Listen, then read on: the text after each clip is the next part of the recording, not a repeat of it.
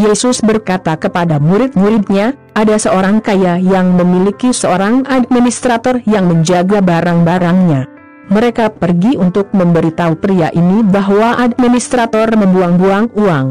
Jadi dia meneleponnya dan berkata, saya telah mendengar beberapa hal tentang Anda.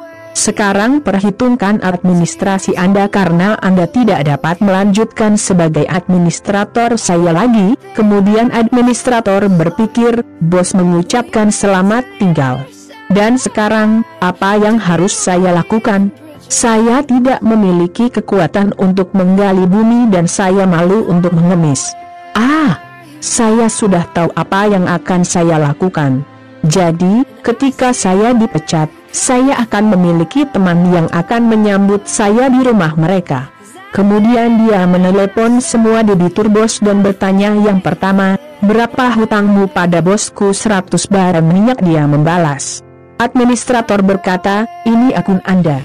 Duduk dan tulis 50. Kepada yang lain dia bertanya, dan kamu, berapa banyak hutangmu? 1000 takaran gandum. Dia membalas tulis 800. Mengirim administrator, dan bos dari administrator yang tidak jujur ini memujinya karena kepintarannya.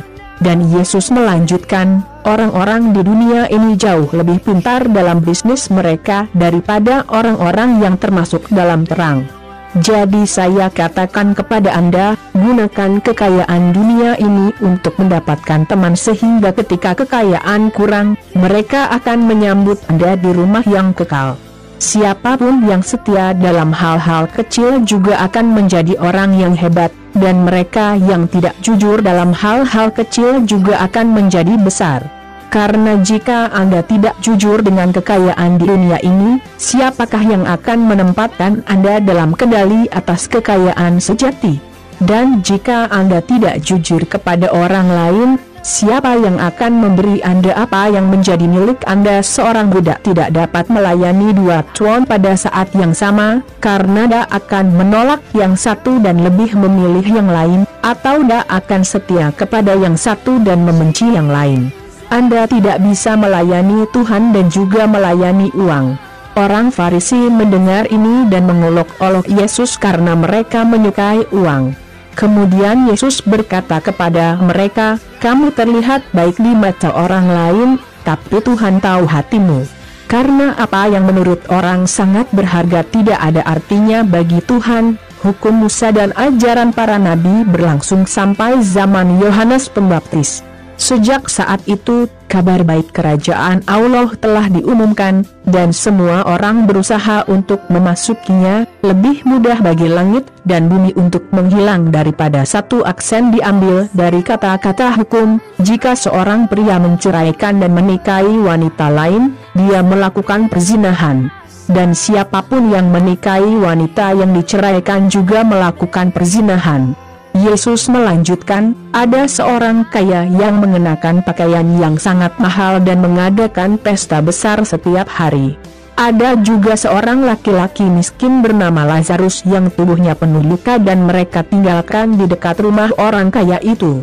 Lazarus tetap di sana, mencoba membunuh rasa laparnya dengan remah-remah yang jatuh dari meja orang kaya itu. Dan bahkan anjing datang untuk menjilat luka mereka. Orang malang itu meninggal dan dibawa oleh para malaikat ke Abraham pada pesta surga. Orang kaya itu juga meninggal dan dikuburkan. Dia sangat menderita di dunia orang mati. Ketika dia melihat Abraham dan Lazarus di sampingnya. Kemudian dia berteriak, Bapak Abraham, kasihanilah aku. Katakan pada Lazarus untuk mencelupkan jarinya ke dalam air dan datang dan dinginkan lidahku karena aku sangat menderita dalam api ini. Tetapi Abraham menjawab, anakku, ingatlah bahwa kamu menerima semua hal baik dalam hidupmu, tetapi Lazarus hanya menerima apa yang buruk. Dan sekarang dia bahagia di sini, sementara kamu menderita. Selain itu, ada jurang yang sangat lebar di antara kita, sehingga mereka yang ingin menyeberang dari sini ke Anda tidak bisa, serta mereka yang dari sana tidak bisa lewat sini. Orang kaya itu berkata, "Kalau begitu, Bapak Abraham, saya meminta Anda untuk mengirim Lazarus ke rumah ayah saya karena saya punya 5 saudara laki-laki.